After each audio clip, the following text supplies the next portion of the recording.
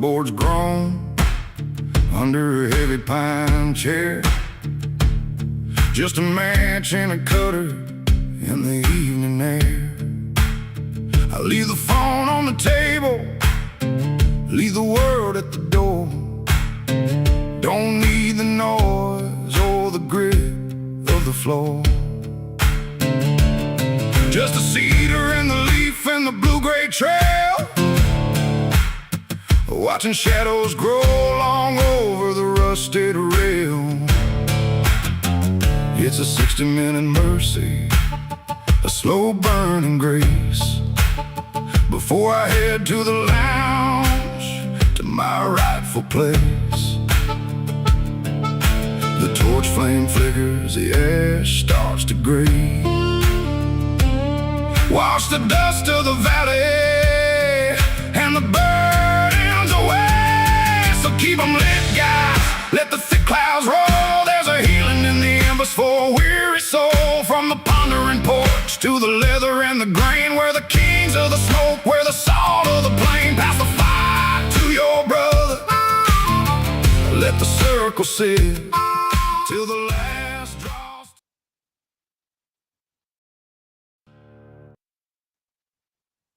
Sorry about that. I accidentally hit a button and ended our song too soon.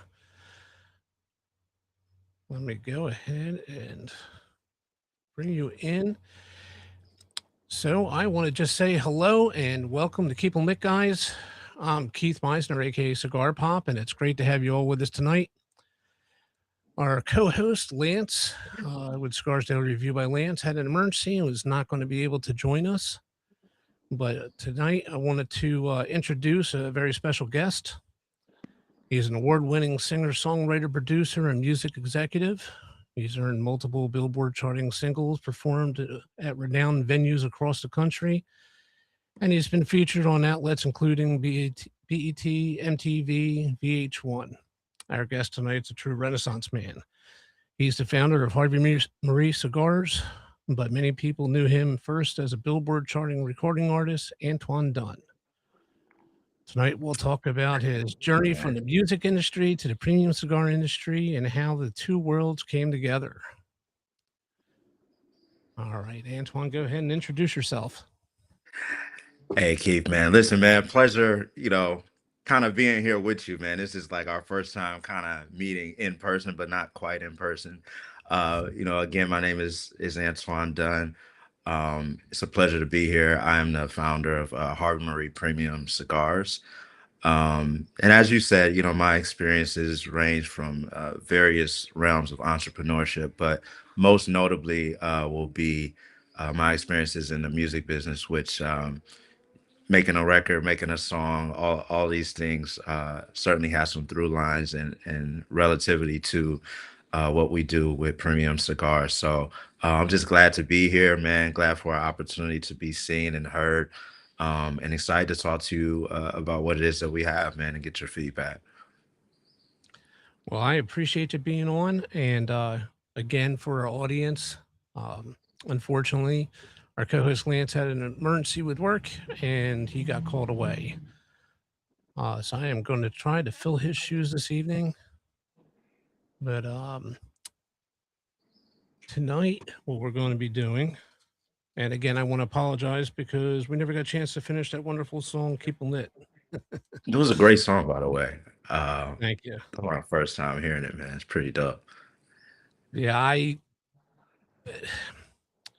in error, as I'm texting back and forth with Lance, I put my phone down, I hit the button, which advanced me to the next scene and unfortunately pulled me out of the song, and we jumped in kind of early. Yeah. But I have here in front of me 3 cigars. And if you want to tell the audience a little bit about them. Yeah, absolutely. So what you have there is kind of like the evolution of Harvey Marie Premium Cigars. So that's kind of like the benchmark for where we are now. So you're gonna have our Connecticut, which I like to call that my favorite breakfast cigar. It just kind of depends on everybody and what your thing is. But it's going to be creamy. It's going to be some light notes of cedar. It does have a little bit of spice to it on the retro hail, but nothing too major. You can handle it.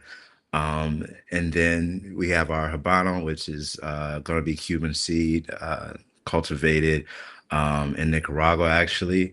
Um, and that one is going to have a lot more pepper, spice, tiny bit of leather, but not too serious. Quite enjoyable, medium. And then we also have our Maduro, which is going to be finished in a nice Mexican San Andreas wrapper. Um, Nice leather, gonna have some cocoa in there, some deep cedar notes, and a lot more Ligero for the strength. So yeah, that's kind of what you're gonna be trying today. And so hopefully it's something that kind of tickles your fancy as we had these wonderful conversations about music and art and cigars and the through line between them all, man. Now, I am a Maduro man, so I think I'm going to light that one up, and Yeah. I'll save that Connecticut for tomorrow morning for breakfast. There you go. See, I mean that would have been my recommendation, but it's all good. We're on the same page. All right. So, most boutique cigar companies have a story behind how they got started. So, what inspired you to create Harvey Marie Cigars? And what does the name Harvey Marie mean to you and your family? Oh man, you asked the best questions. So yeah, so Harvey Marie, um, well, let me go back to the intro. So my mother was from North Carolina, in particular, an area called Southport, North Carolina. And so her father, who happened to be a cowboy, um, his name was Harvey. And Harvey was from Southport, North Carolina, which is a coastal town, not situated not too far from Wilmington, North Carolina. So a lot of times when I tell people about Southport, North Carolina, they're like, "What is that?" And I'm just like, "Yeah, it's this cool little town." I'm like, "Have you heard of Wilmington?" And they're like, "Yeah." And so I kind of tell the story that way so that people have some familiarity just in terms of like where the strategic location. So Harvey was just a cool guy, handsome guy. He loved his horses and his guns and his Cadillacs and his land, but more than anything, like you would always catch him either with a pipe or with a cigar in his mouth. Um, you know, um, and so that was part of the reason um for me, just wanting to be successful, period. When I would go to North Carolina every summer, I'm originally from Cleveland, Ohio. Um, but because that's where my mom was from, we would always travel to North Carolina every summer. And I have some of my favorite memories there. So, Harvey is actually my grandfather's name. Marie is actually my grandmother's name, on my father's side, actually. Mm, So paying yeah, homage that's to both that's kind sides. of like where the name comes from. So you're paying a little homage to both sides of the family. Absolutely. Um, I think that legacy is incredibly important, man, and just kind of like understanding where we come from and kind of being torchbearers, no pun intended. Um, but carrying the names of those people who were influential in our lives is kind of important and big on my list. Completely understandable. Everything's got a Yeah. backstory, and it's great to hear that one. Thanks, bro. So, Harvey Marie talks about legacy, creating memorable experiences. When someone finishes one of your cigars, what do you hope that they remember besides the flavor? Hmm. Man, I hope that they remember. the moment itself. Um, I think that what happens with cigars is that we don't smoke them, we enjoy them. And so if you are in fact enjoying a cigar, then it's almost like this forensic imprint that's in your mind of kind of like where you were, what you were doing the first time you had a Harvey Marie premium cigar.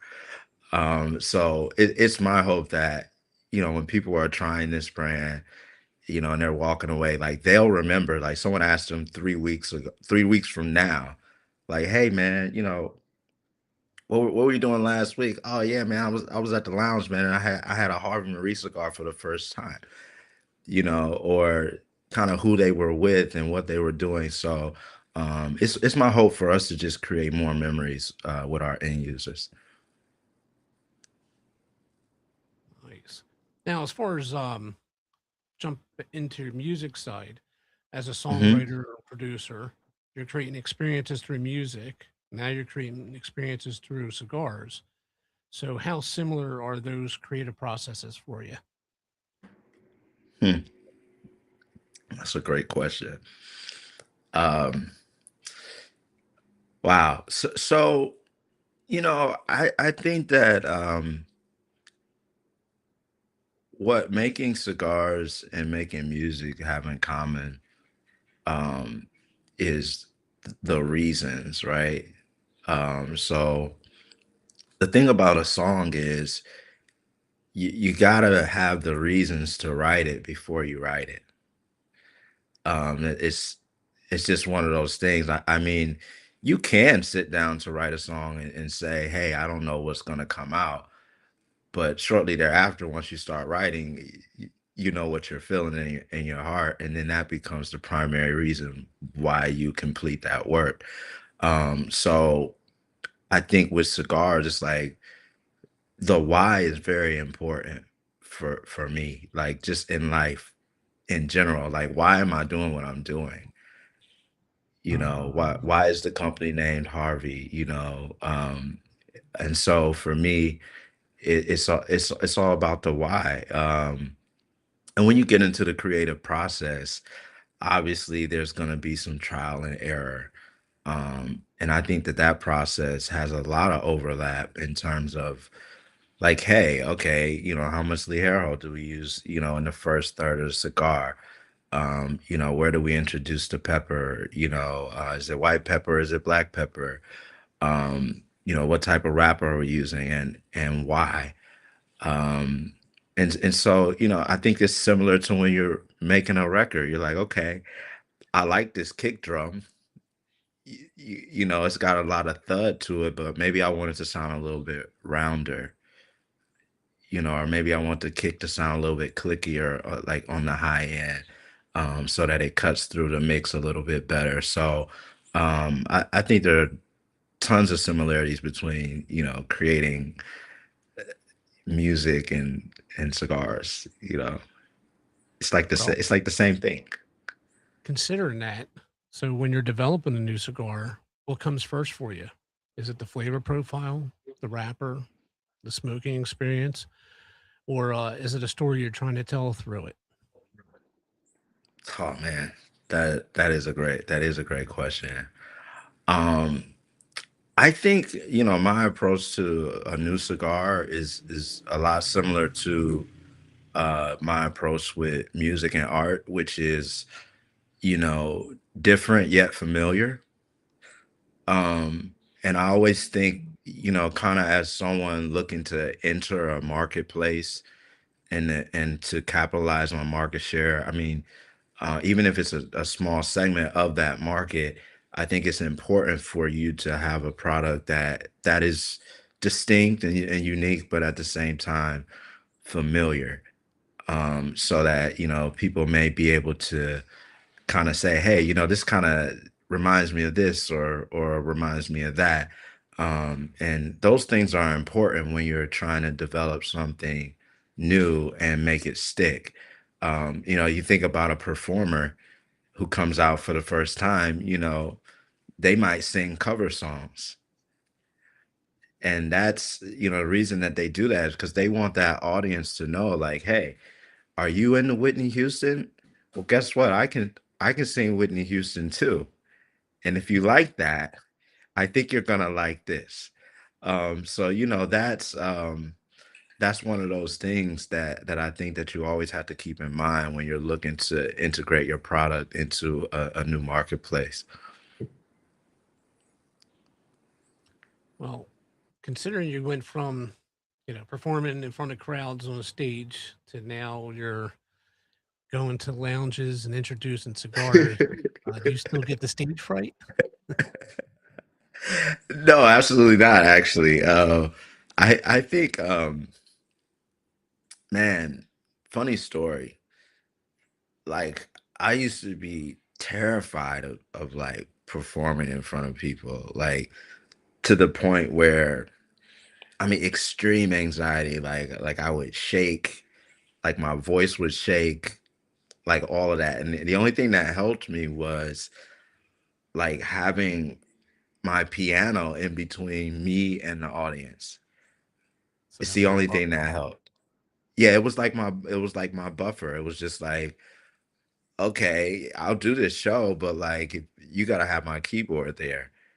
And then so it's just like after you do like two or three songs behind the keyboard, I'm like, okay, well, I guess they like me. So, you can give me a wireless microphone at this point, and maybe I'll go and talk to the crowd. But I think over time, what happens like in a social environment is that you realize that, people for the most part, man, people are pretty lighthearted, man.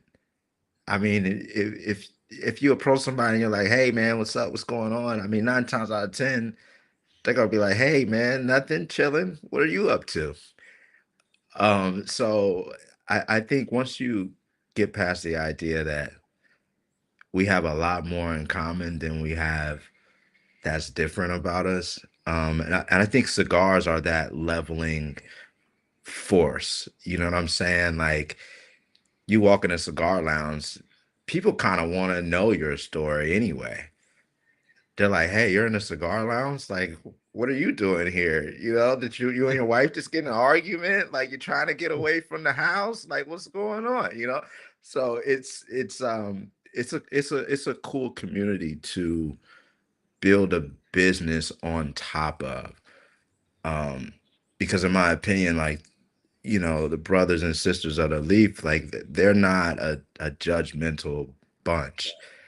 They're just kind of like, yeah, we enjoy cigars. Oh, you do too? Hey, man, let's have a cigar.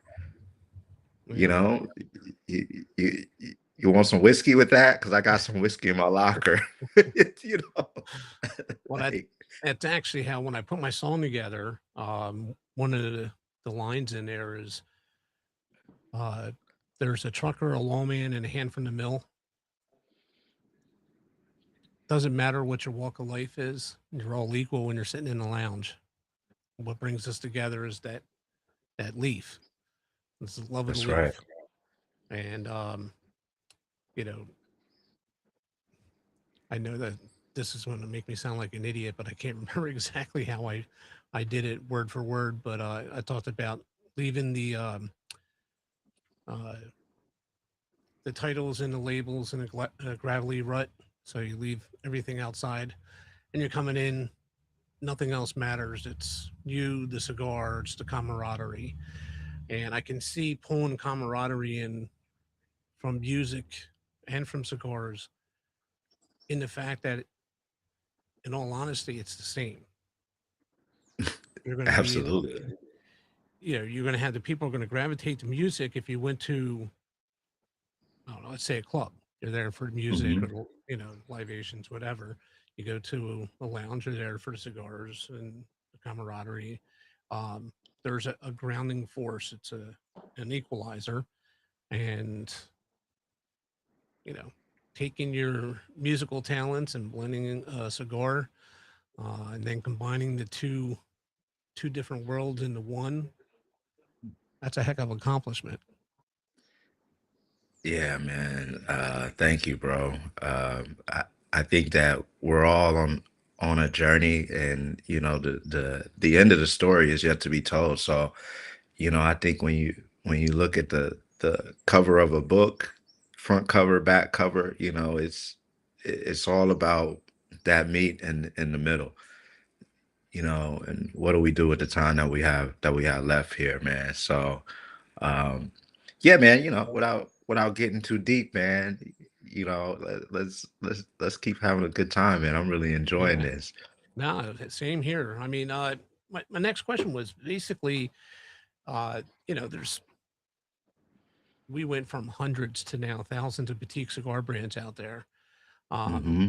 what standards or quality control measures did you make in order to ensure that you were confident that the Harvey Marie cigar that you're putting out is worthy for it to carry your name? Honestly, bro, um, you know, honestly, just falling on our face, in the beginning. I think that, when you come down to, where we are, we're in the Dominican Republic. Um, and as this is one of the world's leaders as it comes to exports of rolled tobacco, particularly premium rolled tobacco. However, as a boutique, sometimes you don't have the budget or the resources to go with some of those larger manufacturing facilities. And so, with that in mind, sometimes you're going off the word of some of these smaller operations, in terms of what their capacity and capabilities are, particularly as it relates to quality control. And I think that you find out rather quickly that people can say one thing and do something else sometimes. So I think for us in the beginning, the Dominican Republic, it has factories that are situated throughout. So, all the factories aren't just in the free zone or in Tamboril. You also have factories in Puerto Plata and in some neighboring areas to Tamboril. So, um, with that in mind, those different areas have different proximity to water, different levels of humidity, um, and so with that in mind, quality control is something that can be very hit or miss, particularly when you're not at what one of the legacy manufacturing places. So um yeah, I think we knew kind of like after we got to like our third or fourth factory.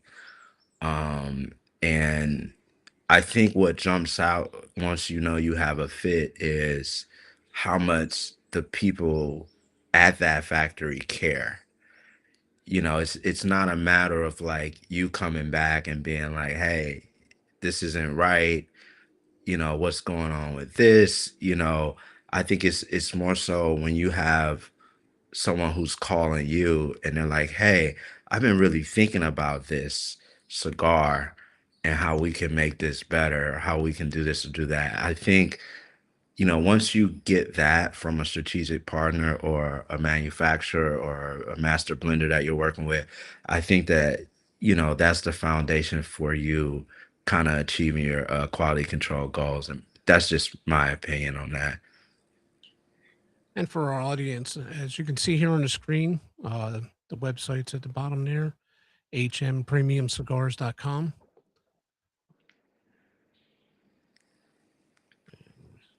Switch screens here as well. Man, I just love that background by the way, bro. Like it's freaking killer, and I kind of like that it has a little orange in the lights. I mean, I don't know if you did that on purpose, but I just kind of like that. Well, I think I gave you a little bit of background with me on this. I had gotten injured at work and basically damaged both my knees at the point I couldn't walk. I had to go in. I have had three surgeries. Two of them ended up being knee replacements. And that's when I went from being the occasional cigar smoker to being a full-time cigar smoker.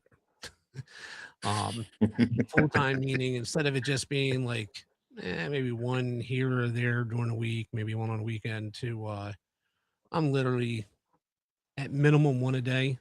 Um, my goal is about 3 to 5. I actually set Wow. goals with it. But when I'm sitting there smoking a cigar, it's what actually led me to creating my first book, Puff and Ponder. I sat there and I I became one with myself more or less. I started, an inward reflection. I started thinking about where I'm at, where I want to be. Where did I want to be? I want to be in a lounge. I couldn't drive there. I was lucky to be able to walk out on my front porch, which I called my pondering porch. And I decided if I couldn't be in a lounge, I'll create myself a virtual lounge. And Hmm. if I was to open up my own lounge, that's what I would want to see. And it was the song Neon Lights. Um, it was on in the background. And I was like, you know what? I really got to get that Hmm. neon glow in there. I wanted that nice orange glow to cast over a beautiful leather sofa in a upscale cigar lounge. And like I said, I was on my pondering Hmm. porch, sitting in a rocking chair. But virtually, that's where I wanted to be, and it just became a staple. That's So awesome, man. that's now our background. Um, and like I Yeah, I said, mean, eventually I could do it. I'm going to build a lounge and make it look like that, even if it's just my home lounge, just for me to sit in. It's going to look like that. yeah, I hear you. I hear you. And looking at one of your pictures that is here on this carousel, um, I'm guessing you have a swimming pool at your property. Yeah, yeah. Man, I'd be It's a in that beautiful weather, sitting by the poolside, smoking a cigar, drink in hand, enjoying what? a Harvey Marie there. Yeah, no, absolutely. That has happened many a nights. And as you know how like technical things are, I was thinking to myself, I said, man, how can I be outside at 8 o'clock and get adequate light on my face? Because like that was like my whole thing, because it was just like, yo, like I haven't had a cigar today. I don't think I didn't have a cigar today. And so I'm just like, oh man, I'll probably have my first cigar today, while I'm on. And I just couldn't figure out how I was gonna do it. Like, it rains here a lot too, and you don't really know when it's Oh, coming. Yeah. so it's not like Florida Yeah. where it's pretty much clockwork. It's going to rain every day and around the same time. Yeah, yeah, no, here it's like, okay, it's all sunshine, and then like, something just comes in, and then next thing you know, it's just like, and you're like, oh, okay, it's raining. Yeah, and I didn't need those problems today, So you man. go And from and, and you sunshine to didn't, monsoon in seconds. yeah, like you didn't want to have me doing the interview outside in the dark, bro. Like that just like that just wouldn't have worked out well, man. Oh, I Yeah, actually, see. that's one of the reasons So why um, I always I always end up wearing my sunglasses because a couple different things was that uh, it became like a staple for me. It was every picture I had ever posted. I didn't realize it because I was outside smoking. I always had my sunglasses on. When I built my studio, I needed forward facing light. And as hmm. soon as I turned the light on, at that point, I couldn't see anything because I was getting blinded by the light. So even though Right. it's getting dark out, I got a flood lamp in my face. I'm wearing my sunglasses. So I'm literally wearing my sunglasses at night. That's hilarious, man. Like, people don't know, like. even artists, a lot of artists who are on stage and they have sunglasses on, people are like, oh man, these guys are always trying to look like stars or whatever on stage, and they don't realize they got like a whole line of like high intensity lights that are in their face. And it's funny because the sunglasses actually allow you to be able to see the stage better because the lights are so intense. I mean, if you don't have them, you could just walk right off the Right off the stage, and stage. yeah, it just end up in the audience. So, yeah, it's one of those things, man. Yeah, let's see if I that'd be There you go. you falling off into the drums. Yeah, that would be me falling off the stage, which I never fell off the stage, but I did have a show in Charlotte. It's this place called NC Charlotte Music Factory, and I was touring with this other national artist, and someone like left a cable exposed, and they didn't tape it down, and I was on my way off stage, man. It was one of those like really long trips where you keep tripping over and over and over again. Um, but I didn't fall, but it was just kind of embarrassing because like everybody in the crowd was like, oh, oh, oh. It's just like, but you never quite hit the deck, but like everybody's like, he looks like he's gonna fall. But yeah, that was like the closest thing that I've had to like falling off stage. Did you have an instrument in your hands? I did not. Oh, No, I did not. That was a track show. So, I just had like backing tracks or whatever, but it was just a lot of stuff on the stage. Like, I think sometimes, like, when you're like opening for an artist that's bigger than you, they've got the whole kit and caboodle behind you. Like fucking 10, excuse my language, freaking 10 drum sets and stuff behind you, and like they got like everything back there, and they're like, yeah, you go up there and you do your like 20, 30 minutes or whatever, and then you get out of the way. But it's like you got to work your way around all this stuff that they got on the stage. You know what I'm saying? It's like, yeah, who put this here? Like, why is this amp right here? Like, someone's playing this right now. yeah, and I can imagine that. It's dark on the stage. You got light in your face, and then you're trying to run off stage, and there's a like a black amp in your way or something, so it blends right in with the stage. Uh, Yeah, yeah. So, as an artist, how much does creativity influence the way you blend and market your cigars? So, should I go and answer that? oh yeah. Sorry, I had up your notes here about your history and everything, and I was covering up the chat, so I apologize about that. So that No, is it's okay. actually Lance, who is our typically our co-host for tonight. Lance, what's up, bro? Apologize, I can't be there. What's this here? What's the biggest challenge you faced when launching your cigar brand? Hmm. Biggest challenge. I think the biggest challenge was people taking you seriously. Um, I think that like there's this reluctance to kind of like get in a relationship with a boutique brand because there's a stigma that like you're not going to be around that long.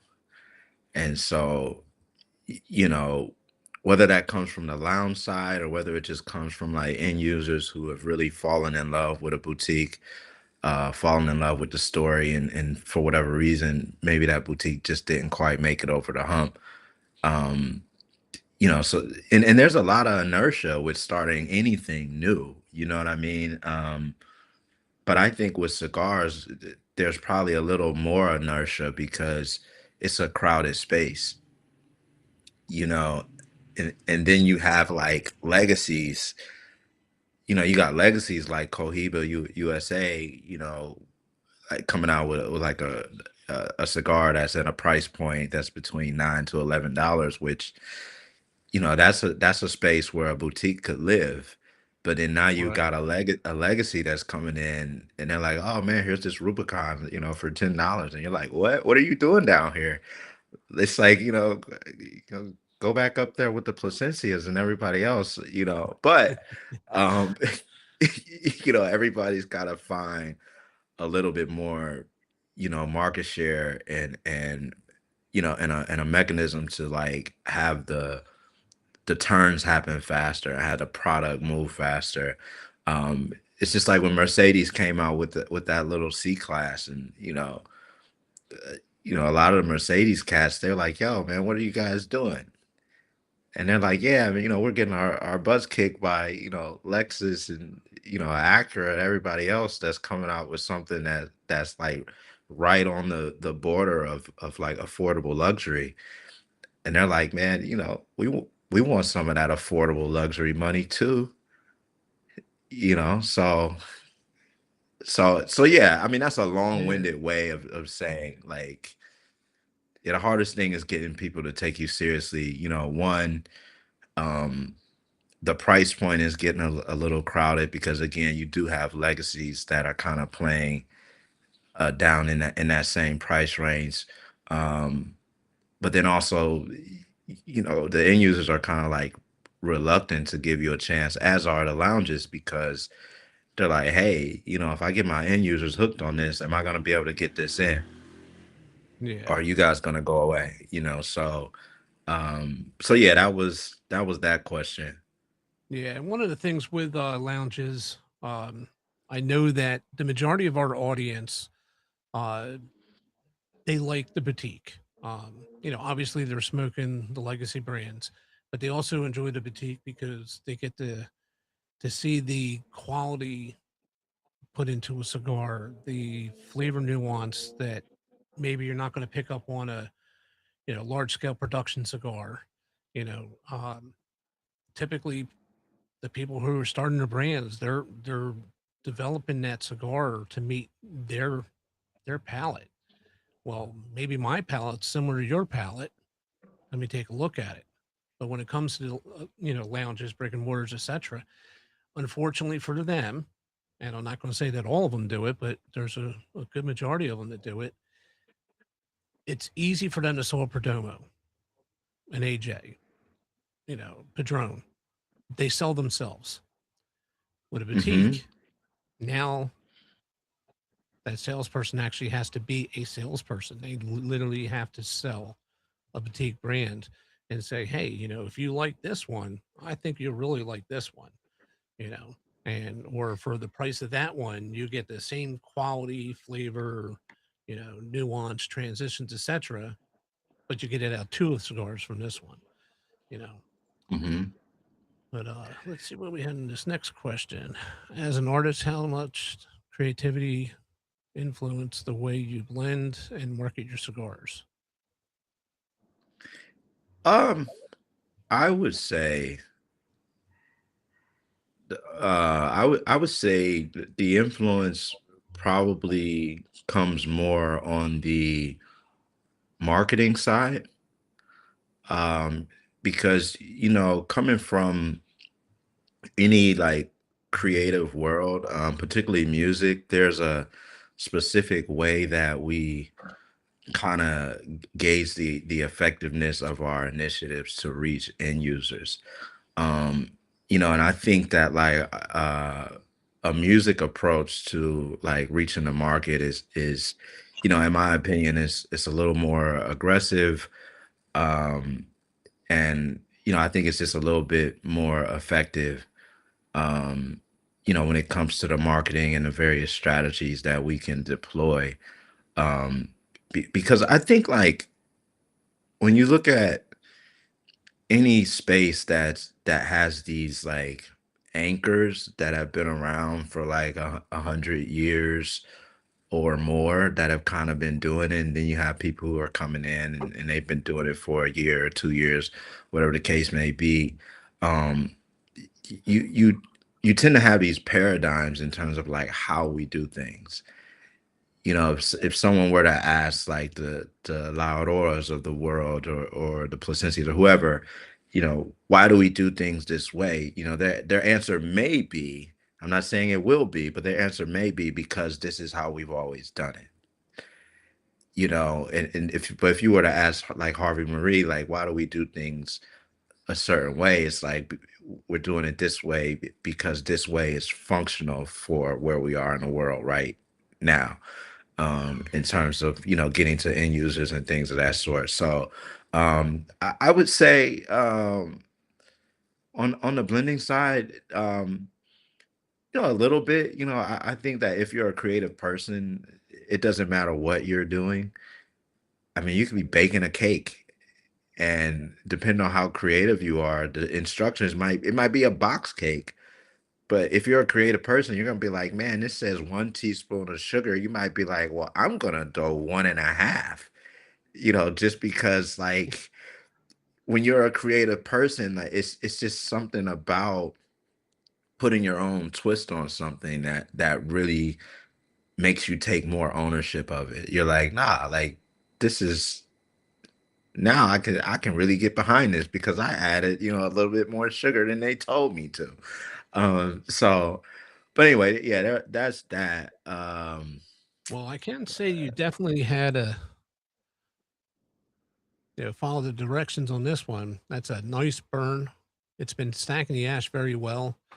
Mhm. Unfortunately, I whacked it into my mic earlier. I don't know if you heard the thump.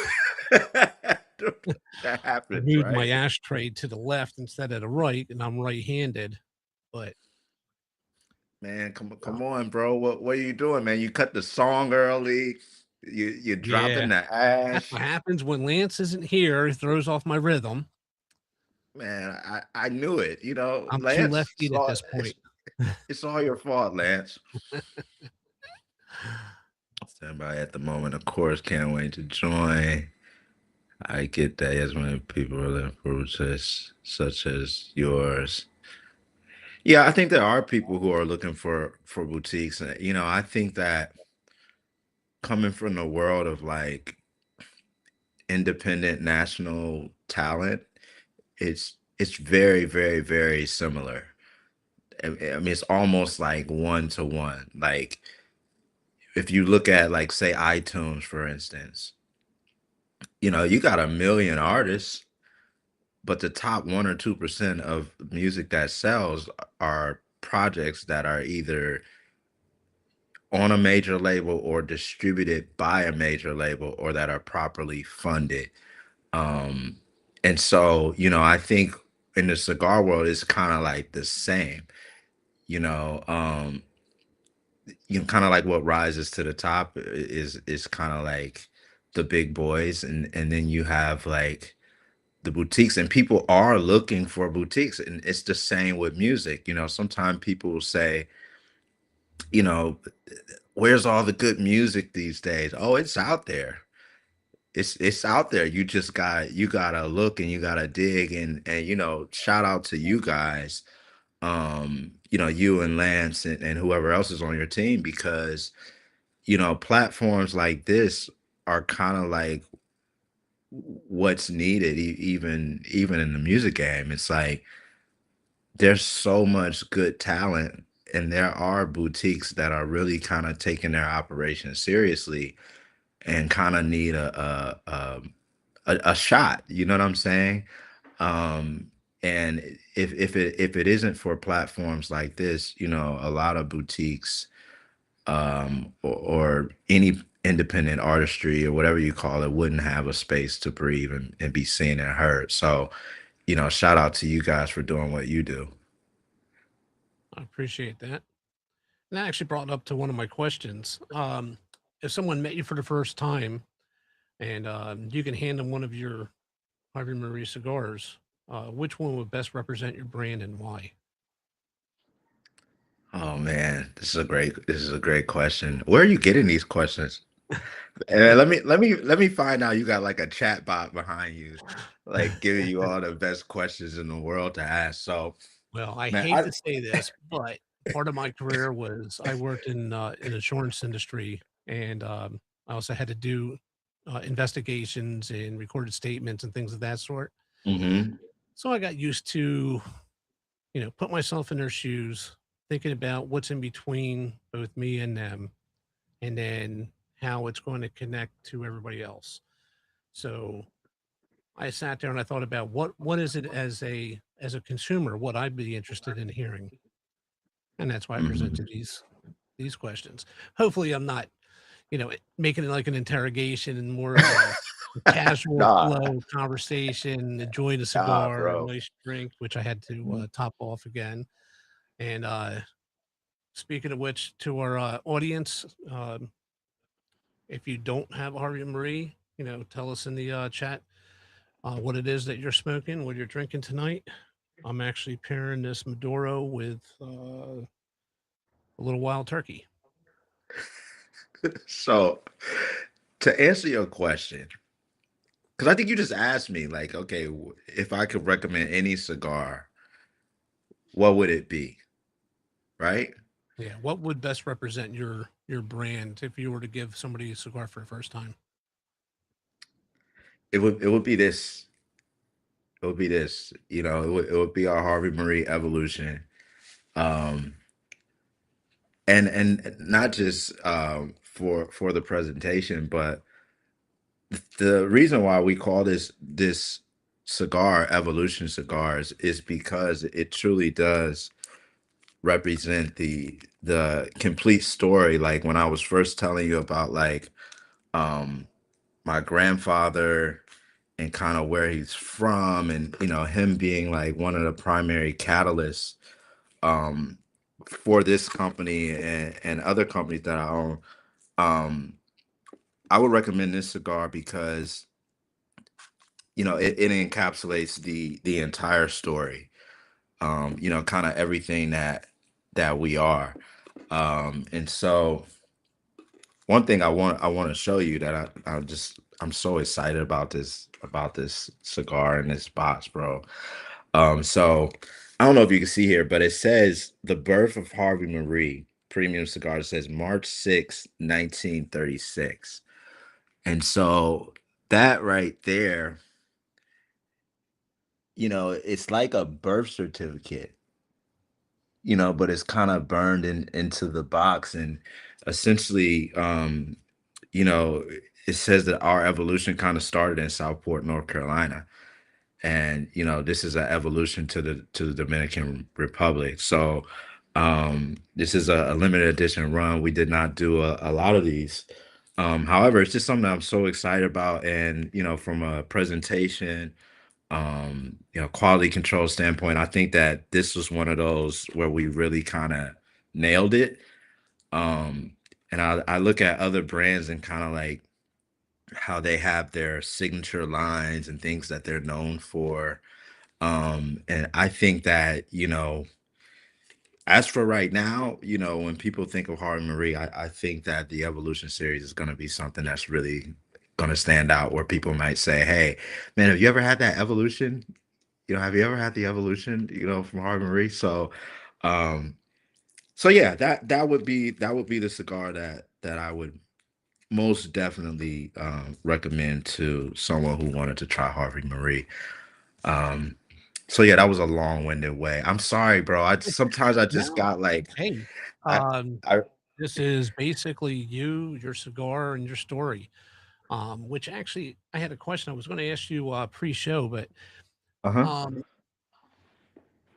when you developed your cigars, I'm Mhm. guessing the cigars came after your move to DR, or the cigars came Yes. first and then the move to DR. How did that work? N- No, so man, without getting like too personal, I will get a little personal, but I'll try not to go too deep. So this company was kind of like birthed out of a tragedy of sorts. um I actually lost a baby, and so it was like when I came here, it was kind of all about, the excitement of being a dad, and kind of all these kinds of things, and also kind of like new beginnings. Um, I love the U.S. But was in L.A. for the last 5 years doing like music for film, television, little acting, and stuff like that, voiceover work. Um, but DR was a new start, but it was a rocky start, and so I kind of like left the hospital one day, kind of like when I found out that we kind of lost the baby or whatever, and then I know the smell of a cigar anywhere, bro. Like, and so I was kind of like walking down the street and still kind of numb, just from knowing kind of like what happened, and kind of like, oh man, like where do we go from here? Um, but um, I just followed the smoke, man. As weird as that sounds, and I followed the smoke to like this, storefront, and there was like 10 or 20 cigar rolling desks in there, and I'm like really, I guess, personable sometimes. The only thing is I don't speak that good of Spanish. Like I'm getting a little bit better. Um, but I told my old lady, I said, hey, why don't we, go in here and holler at these people, and ask them a couple questions, and see how long they've been here, and what it is that they do. And that was kind of the thing that opened the door for us to kind of get in the game. There were some people who had come here from Cuba, um, and they were in Cuba for like 10 years. And then they came to the Dominican Republic and kind of brought some of those methods, and kind of married them kind of with the Dominican way. Um, and that was kind of like our first start, you know, um, just kind of like getting in the game.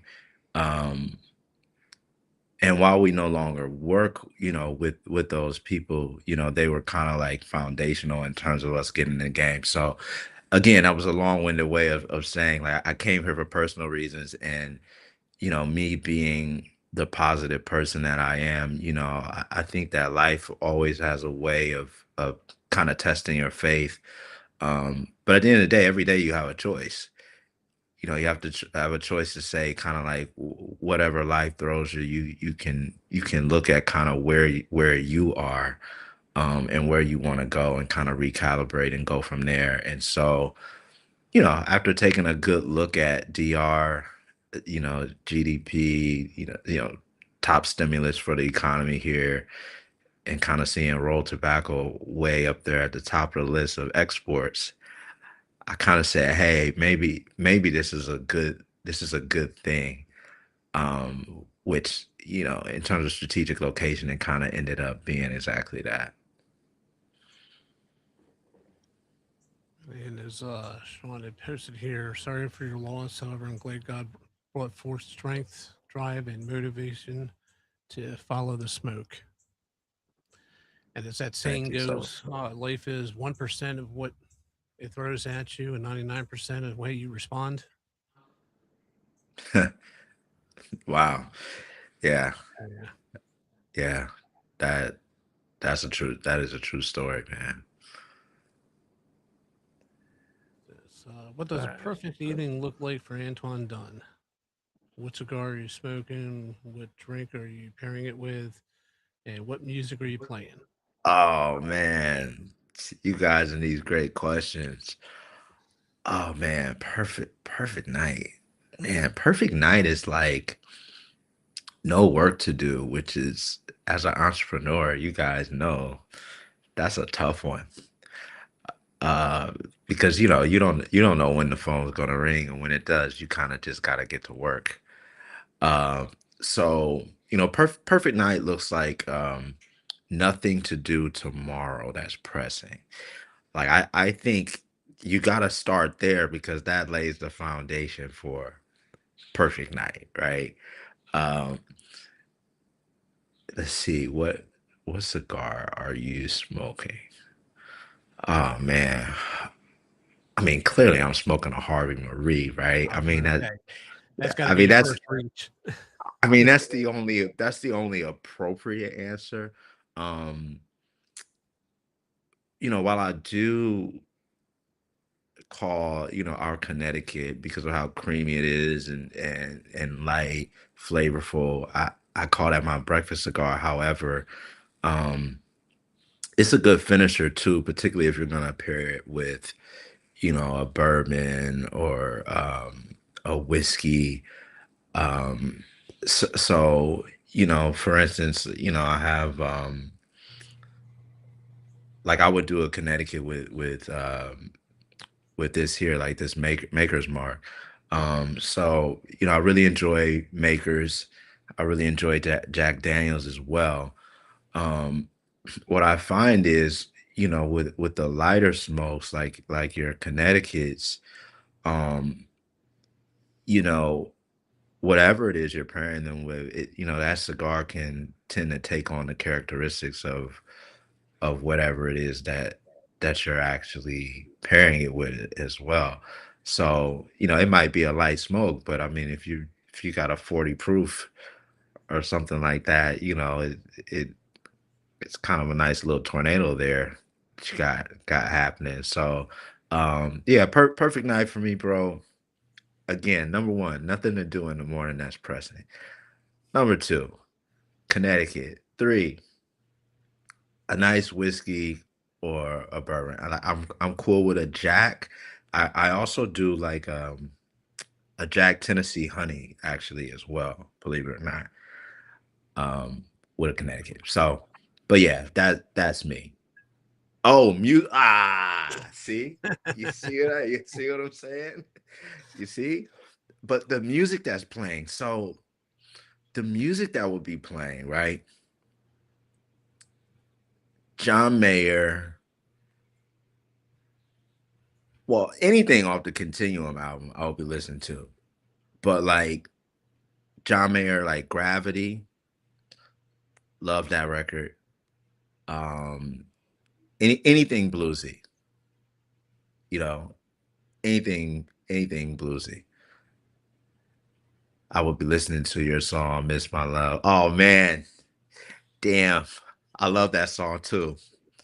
That's a blues. That's kind of like a Southern soul blues. And at that time, I didn't even know what Southern soul blues was.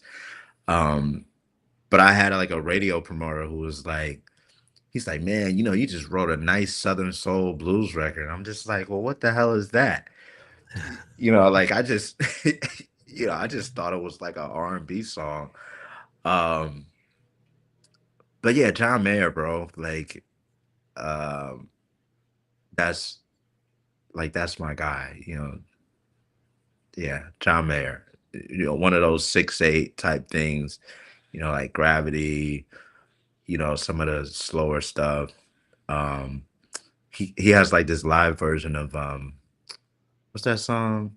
Um, oh my god. Um, uh, Free Falling. I don't know who made the original, but John Mayer did. He did like a live version from LA, bro. And it's like one of my favorite versions. Kind of folky, really nice. I don't know why I'm thinking, what's his name? Tom Petty? Is that Hmm. Free Falling? You mean the original? Yeah. Man, who knows, bro? Yeah. Everybody like I'm everybody's lucky done if a I can song. still remember what I had for dinner just a half hour ago. Right, right. Uh, considering you're down in DR, I'm guessing everything you listen to is being streamed, or are Uh they playing y- like American songs on the radio waves down there, or how's that work? yeah, so I think anytime you have influx of tourism the way that they do as one of the primary stimulus for the economy, um I think you're gonna have, sprinklings of the culture of the, primary people who are coming here to kind of enjoy the beautiful shores and the resorts and the cruises. And so you have quite a bit of American music that plays here on some of the radio stations. Um, I quite honestly, bro, I'm a YouTube dude, bro. I mean, and I know, like, I know that that might not be, that popular, amongst, my music brothers and sisters, but like, um, yeah, I'm kind of a YouTube dude. Before I came here, I was a big like Sirius XM, um, for a lot of reasons. I think Sirius XM is a really good company. Um, they pay their royalties, and they don't try to cheat on that. So, um, and they've been incredibly supportive of me and my work as well. So, I'm a huge proponent for Sirius XM. Um, Spotify, Spotify is a tough one, man. They're like, they're like the big guy on the block, and it's like you really didn't wish you had to do business with them, but you kind of have to because they have such a big end user Big base. following. Yeah. Yeah, you kind of wish you didn't have to distribute your music to them, but if you didn't, then So anyway, there's that, and then you've got your titles of the world, and what's the other one? Apple Music. I mean, there's just a slew of other things all around the world, like that serve Africa and South America. There's all these other streaming services that we probably don't even know about in the US. You're like, yeah, what is that? When I released my song "Keep 'Em Lit," um, it's distributed through DistroKid, so it's supposedly on 150 plus platforms worldwide. And some of the platforms that they tell me, oh, your song's now available on this platform, I've never even heard of before. Um, Hmm. and right now, the only one that's popping in my head is Deezer. I never even heard of Oh Deezer yeah, yeah. before. And here all of a sudden I'm being told, oh, I heard your song on Deezer. I'm like, what's that? Precisely. Yeah, like what is that? Where do they stream that at? Um, Yeah, but I was thrilled to hear from people in other countries who actually heard the song and liked it. And that's how I kind of started finding out that it literally was on these other platforms. And as we were talking about earlier, my wife complains because I'm probably on my phone 10 to 12 hours a day, but I'm listening to music, I'm watching videos, I'm watching movies, I might be doing research, I might be, working on my questions to ask our guest on our show tonight. So I'm always on it. Luckily, my phone can multitask, so this way I can pop up all the different musics. And even when I was putting together questions for you, I had your songs in the background playing. mm, nice. That's nice. So you were already getting to know like the man behind the music like Yep. beforehand. Yeah, that's pretty dope, man. That's Matter of pretty fact, dope. I saw one of your videos, and for the life of me now, it's escaping me what the song was. But you were in a shop working on a car, and you got October to 7th. pay the bills. Yeah. Okay. Yeah, Um, yeah. you know, like I mentioned to you before, I grew up in a body shop business. I used to own a body shop. Actually, I used to own a couple of them, and we always had music playing on in the background. And as I was listening to your song, what you were saying just resonates with real life. And oddly enough, that as I was listening to the song, I was doing it while I was in the house.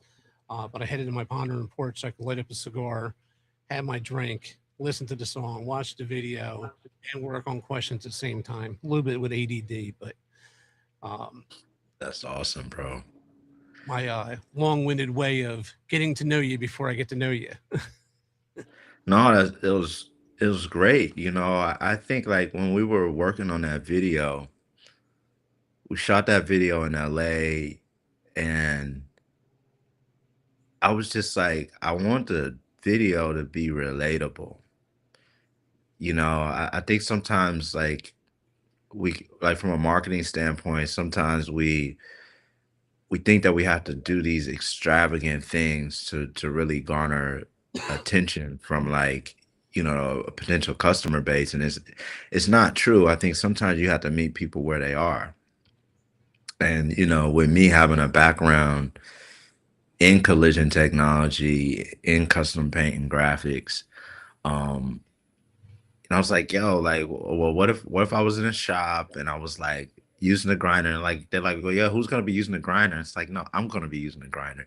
And like, what do you mean you're gonna be using the grinder? It's like, yeah, I'm gonna be using the grinder. Like, and so you're gonna be doing that and singing at the same time?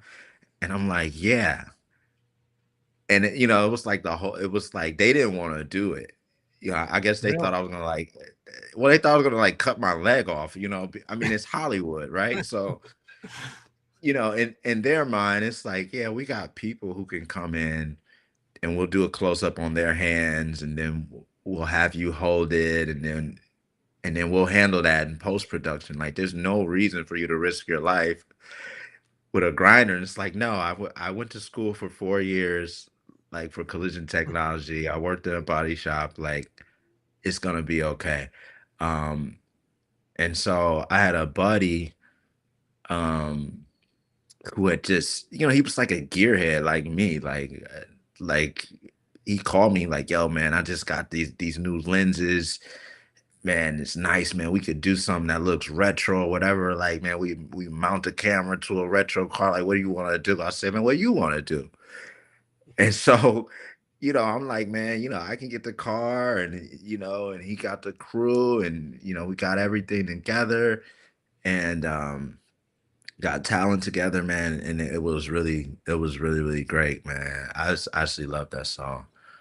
Yeah, it was a When you good one. started off in music, I mean, obviously you had your background going through school, getting into the body shop and custom paint and everything.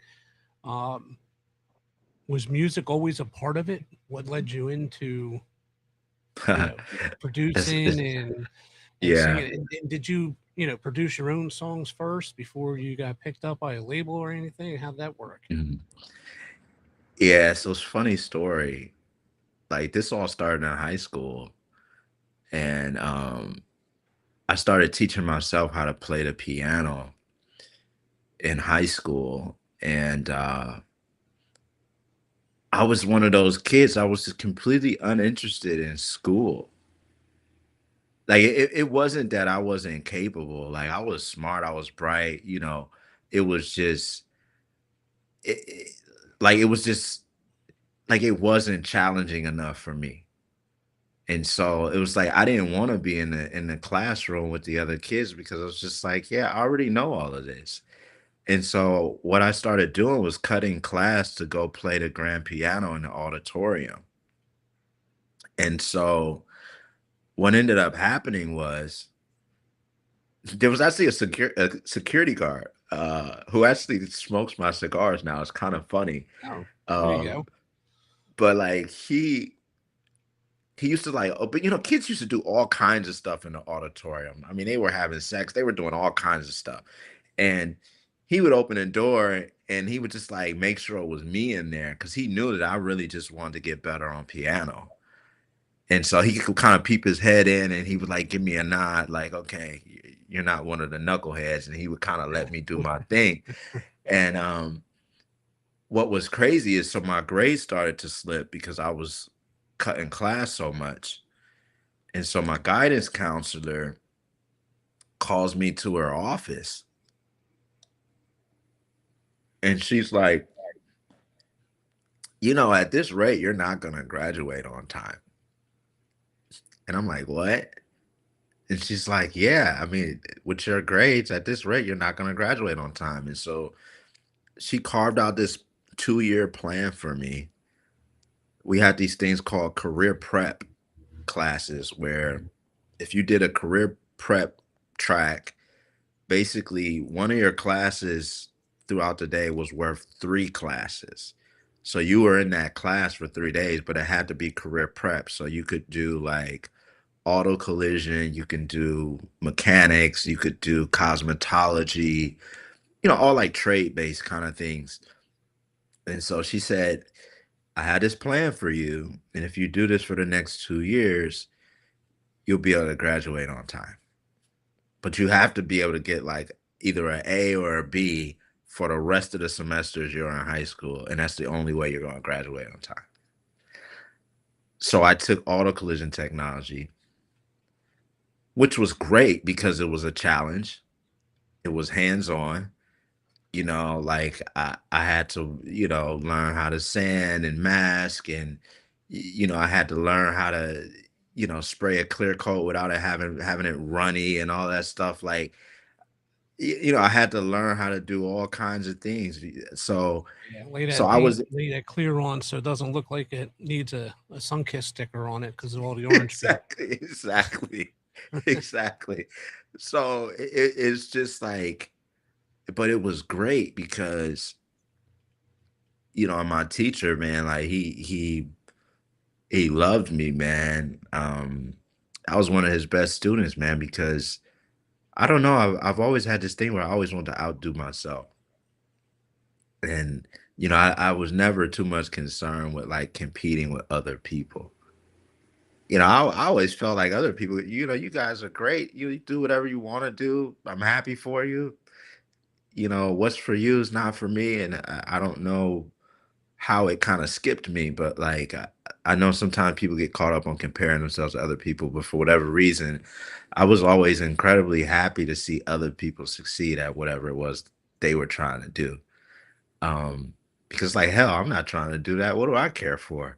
Hmm. It's like it's like you go to the moon, and it's like now it's like, yeah, I want to be Neil Armstrong. No, I don't want to go up there. Like, that was for him. Like, I don't know who I'm gonna meet up there, if they're gonna like me or not, or whatever. So, um, but yeah, so from there, it's like I was still doing music though. So I was in a show choir. I was in a cappella choir, which was like a advanced choral group. And then I had my own band called Heaven Sent, which was like me and a couple of my buddies, and we all were terrible. Like it was like well, the one guy, it was this guy named Eli Call. He played guitar, and none of us had like an extensive music vocabulary, but together we were just like we were all bad enough individually that together we sounded good because like it was like the Beatles, like none of them like individually when they started were like something really impressive, but like together it's like, oh shit, like man, these guys together they sound pretty good. Like that was us. And it's funny My, because my wife watches The Voice, and as much as it's supposed to be an individual competing, I love when they get the duos and trios because you can really hear where, you know, yeah, they sound good as an individual, but when you put them into a group, oh my God, the way they harmonize, it beautifully meshes. I mean, it's the kind of sound that I would actually go out and buy because it sounds that good together. yeah, man. So I feel like I kind of went like roundabout, because I was going so deep into the story. But I feel like the question was something um So you went about like, from school to learning body work. In the meantime, you're, oh starting a yeah, band. yeah, yes, right. So start the band, and then my parents had been married. They were married all the way to the end till my mom passed. So it was like I always like was like, man, I want to love like they had. And so, when I started dating, I mean, musician, like R&B singer, you know what I mean? And so like, I'm like, yeah, I'm in love. And so like I'm writing songs. And so the first songs that I had written were like me not understanding how to communicate with like, a girl I was dating, because it's all like just kind of like lust and kind of like surface level. I mean, I'm not saying that you can't love somebody like and be young. It's just your understanding of what love is just a little bit different at that time. And Right. so, but nonetheless, the catalyst is still the same for you to write some crazy good work. Because I'm like, oh man, I got my heart crushed and stumped on, and you pull out a pen and you're like, yo, you go to town and it's like, yo, this is a great song. Um, and that's true. You get some of I the think best some of songs the I've, best songs ever written were over a heartbreak. yeah, yeah. Like I got songs now that no one's ever heard. Like if I ever released them, no one would believe that I wrote that song when I was like 16. Like they wouldn't believe it because the subject matter would align with things that like adults go through now. It would just be like, yeah, no way. Um, but yeah, so someone said, what's one misconception people have about owning a premium cigar company? Um, I think we kind of touched base on this before, but taking you seriously. yeah, that that's a big one, and I would say on the opposite end of that is that you have like some unlimited bankroll because you're in the game. Like I think that's the opposite. I mean, obviously, it's the on the other side of the spectrum, but that's also something that I would consider to be a misconception because people are like, "Yo, that's just not an easy game to get into." So, Well, man, you speaking of which, must. that was something I was going to lead up to. So you were exploring your emotional side, writing songs, learning the piano, starting the band. Um, what what was the catalyst to introduce you to cigars? What was your first cigar? Oh man, first cigar. That's a great question. So I think it was just how like everybody has someone that they want to be like for whatever reason, and you know, like my dad, like my father, um, I wanted to be like him in a lot of ways, you know, and I am like him in a lot of ways. A lot of us we don't want to admit that, um, but my grandfather, Harvey, um, I mean, he was like the dude you just wanted to be like. You know what I mean? The dude always drove a Cadillac, he was handsome, he always dressed nice, and great sense of self-worth and family guy. Um, but I think like just kind of wanting to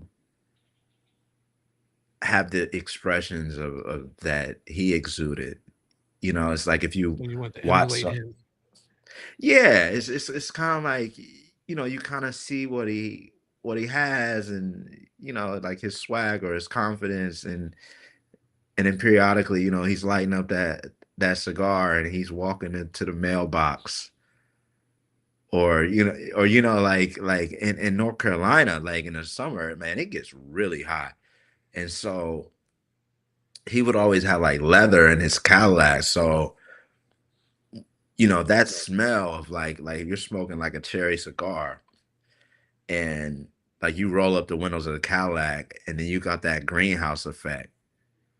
And that smell, like when you open that car door and that smell that comes out, it hits you from like, the pores of the leather kind of opening up, and you got like the smoke and the cherry and then the fabric and everything that's in there. Oh man, I mean, it was just uh like, I don't know, nostalgic is the word, but like, Yeah, I was going to say it's nostalgia. That's what brought me into it because my grandfather, my mom's father, he's the one that had a body shop. I'm not sure if I told you about this before or not. I'm third generation body shop, but both my grandfathers worked at the shop that I worked at. My grandfather, my mom's father owned the shop. My dad's father, when he retired, he worked at the shop as well. And my dad and my grand and his father, they smoked cigarettes. mhm, That that was their thing. My mom's father, he smoked cigarettes, but he also smoked cigars. He smoked pipes. Um, he would sit on his porch and pack a bowl and smoke a pipe, or he'd break out with a cigar and light it. And here I am, learning all I can with him, spending as much time as I can with him.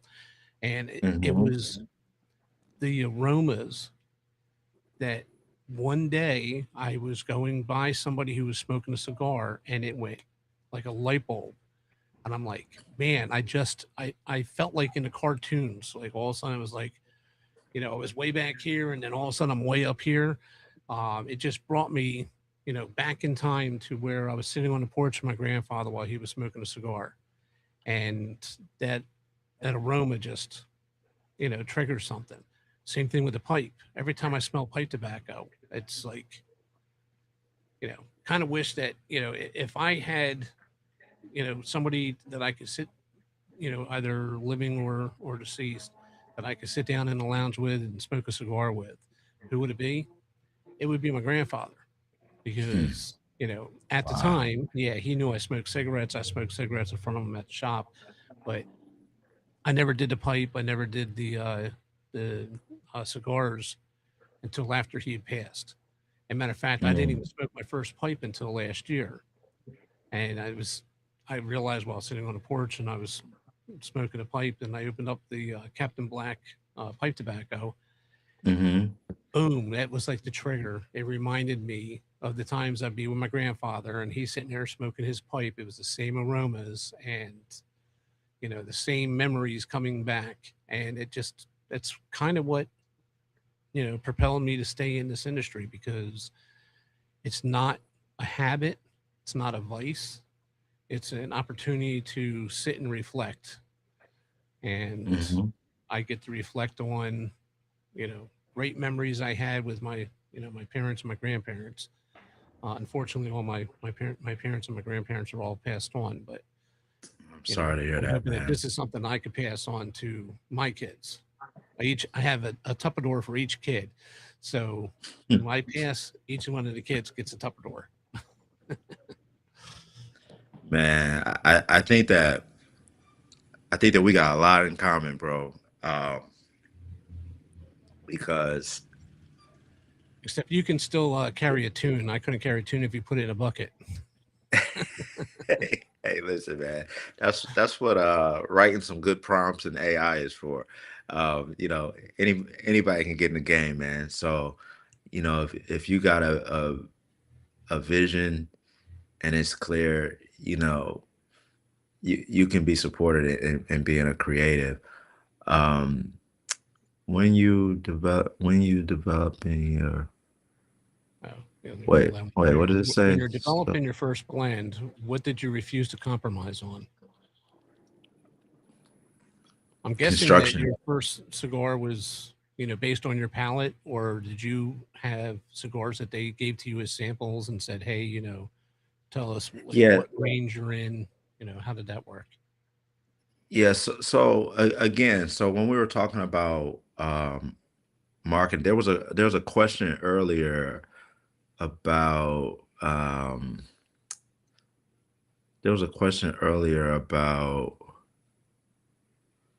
oh man, there were some things that I missed. But at any rate, there was a question earlier about kind of like marketing and things like that. And um I think for me, it was kind of like what you're up against is competing for the attention of the end user first. Um, and so and that was a learning curve too. So like the first thing that I really fell in love with was the double capa cigar, like the barber pole. When we first started. Reason being is um, I felt like if it was something that could be done well, um, it has a certain allure to it. Now, there are some really, really serious cigar smokers that really just really don't agree with the idea of having, two wrappers on a cigar. Everybody has their own thing, but again, that was kind of like coming from the marketing side of me. Says like, okay, why do you uh put this particular cigar in this type of packaging, for instance? Because again, like uh familiar, different yet familiar. Okay, cigar, yeah, people smoke cigars, but what is it that you're going to do to differentiate not only the profile of your cigar, but also the presentation of that cigar? Because the first contact point that you have with an end user is what they see. So, when you start looking at the presentation, what does your logo look like? Is there a particular color scheme that you stick within, and why? Um, but I think in terms of like a non-negotiable was construction. And I think that that's a really big one because these days, see, one thing I like about being in DR, like you could have a cigar, construction might not be great, but people know tobacco here. So they might be like, man, the filler was great. I mean, shit fell apart on me, but it was great. So work on your work on your construction, maybe do something with your binder, you know, maybe press a little bit longer, let's age it or whatever. But like if something inside of the cigar was good, they'll give you that. Whereas I feel like the consumer on the US side is a lot more like unforgiving. Like it's like if you have a cigar in the US that you spend your hard-earned money for in a lounge and it breaks up on you, like someone gonna go around and be like, yo, man, that cigar was some BS. It's the worst cigar I ever had, right? And now they could have even been enjoying the cigar. But I mean, let them notice that like the rapper's coming loose or something like that, and then all bets are off. They're like, yeah, never smoking that again. But but you know, I've been there. I've had some cigars that absolutely had a great aroma, great flavor, very appealing, appearance wise, but I had a bad draw, or mhm. it exploded as soon as I started lighting it up, and it got past the first third. At that point, I give them a second chance, but if it's a continuous issue, yeah, no matter how much I enjoyed the cigar, I'd walk away from it. And I know that there's Yeah. people out there. There's friends of ours that Lance and I know. I think it was just yesterday. He had two cigars that either had a bad burn or had a bad draw, and he said, "I gave up." He used the straw tool like one or two times, and at that point, he just tossed it, lit a different cigar. It could have been a great cigar otherwise. He just got a bad one, but And that does happen, man. I yeah, mean, it's I handmade. I It's understandable. You're not going to have perfection every time, but the goal is to be as close to perfect as possible. that is the goal. I think that people have to remember Which that. for our audience, this thing I have it on my number. It has stayed a consistent burn all the way down. The only time I had to relight it is when I smacked my mic, and that's because I broke the Yeah, end. Mike. He's a mic smacker. um, Normally, my mic is further away from me, but today I had it a little bit closer because I wanted to make sure I was centered with the camera. And unfortunately, like I said, I normally go to my right, but I got the ashtray on the left today, and I went boom right into the microphone. But other than that, this thing has just it's been a great smoker, great flavor. It is not, not cracking on me. I didn't have to relight it because, that's one of my problems too. If I got a good cigar and I got to relight it half dozen times, it's no longer a good cigar. It's an okay cigar. Yeah. Yeah. So that all of this, it goes back to um the question about, what would you refuse to compromise on? Again, construction. Because I think it's funny because you want to build whatever you're building to specification.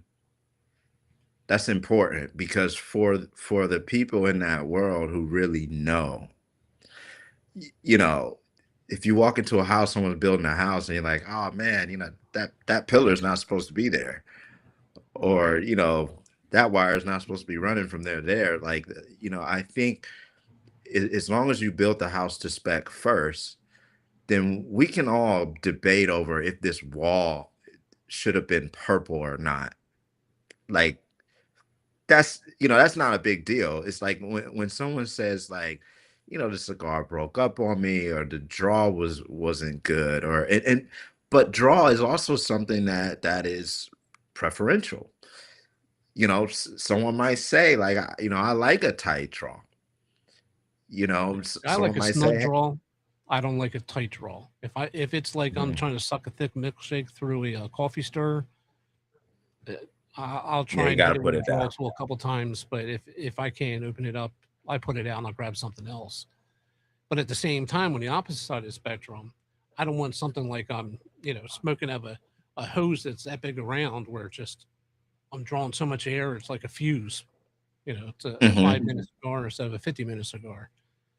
Hmm.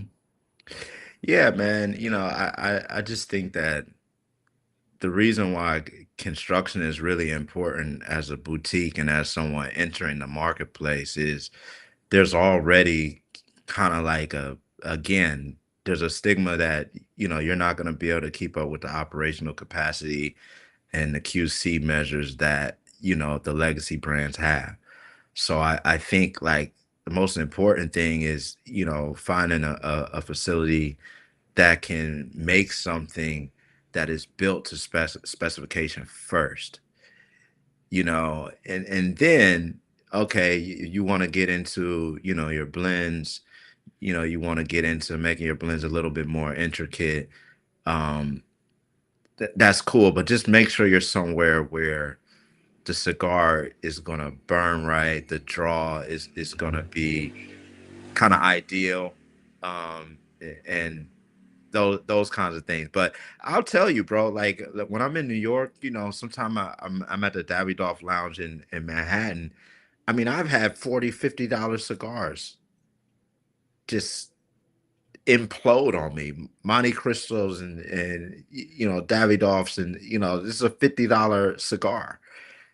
And so, it's not uncommon, for that to happen. And um something else that I'll say is that we really underestimate the power of how we're lighting the cigar when it comes to our cigar smoking experience. It's like, are you really toasting a cigar, or are you taking a butane lighter to it, and are you like just burning the hell out of it, and then because you could be overheating the cigar as well.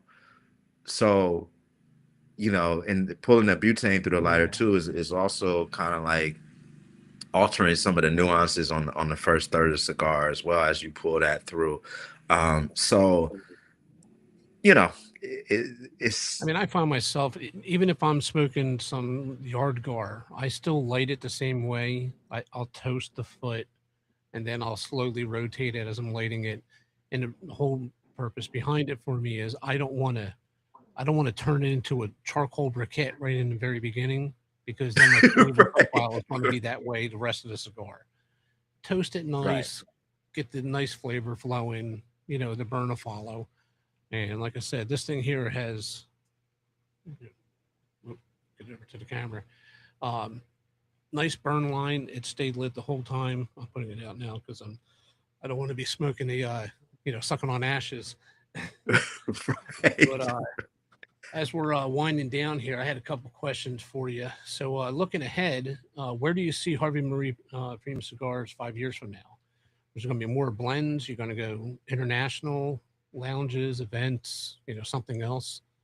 What's on your horizon? Uh, yeah, that's a great question. And, I think ultimately, with us kind of starting at the intro with my grandfather, um, it's funny. I don't even think that he knew that he, kind of started a company, in his future. Like, he's not even here. He's here in spirit, but he didn't even know that, when he was born, the opportunity for this company to be born was born when he was. So with that in mind, 5 years from now, our goal is to become one of the most, dominant, independent imprints, um, in the game.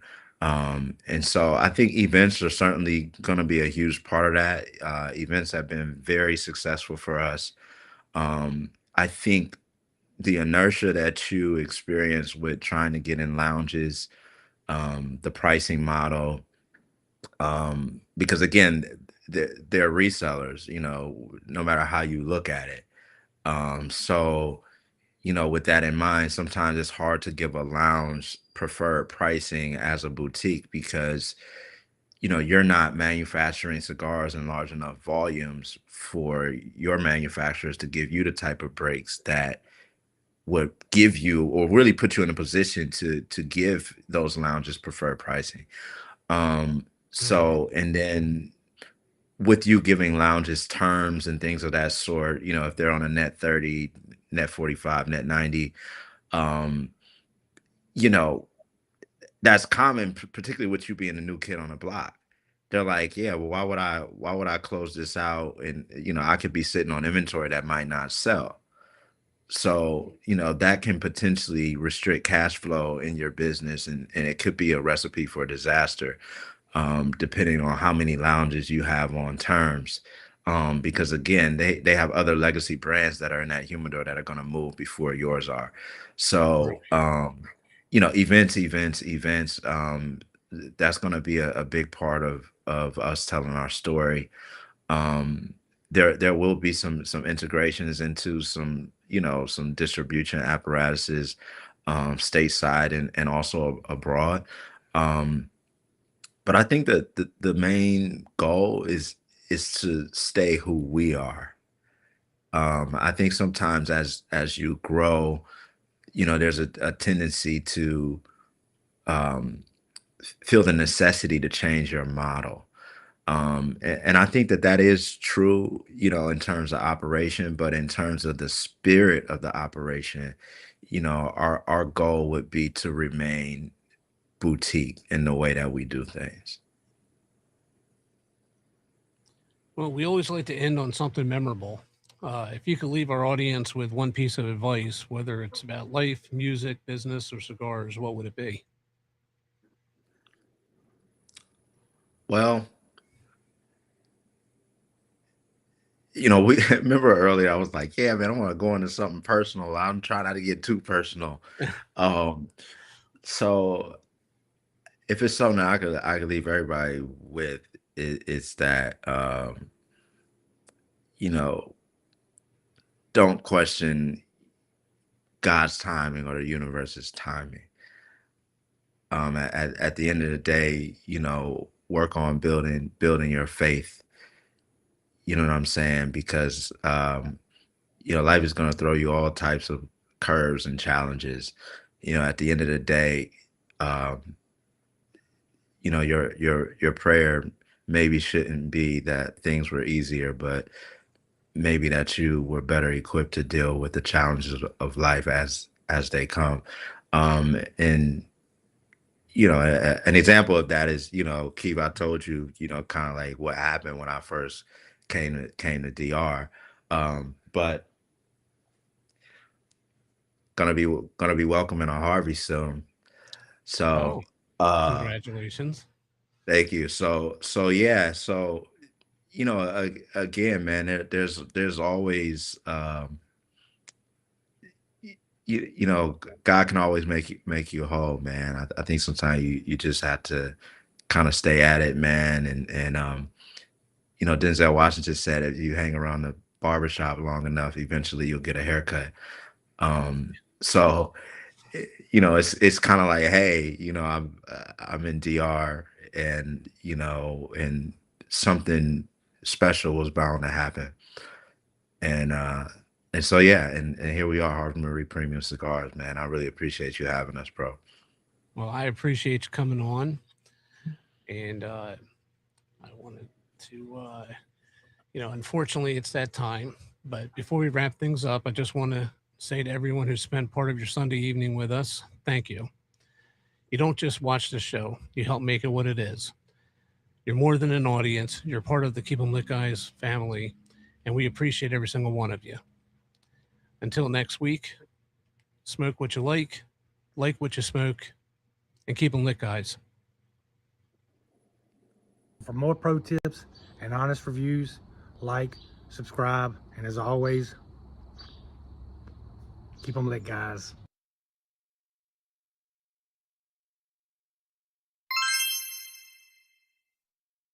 Thanks for watching.